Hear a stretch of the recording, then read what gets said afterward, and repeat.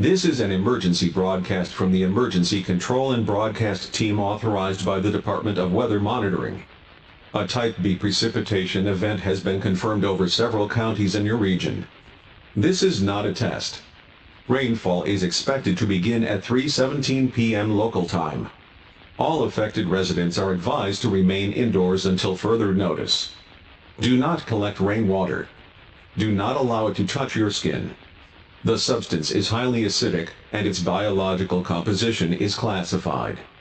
If you witness rain appearing thick, red, or sluggish in motion, close all windows immediately. Do not make visual contact with the rainfall at close range. If contact is made, isolate the individual. Do not provide medical aid without authorization. Do not call emergency services. They are not accepting Type B incident reports. Shelter in a windowless room if possible.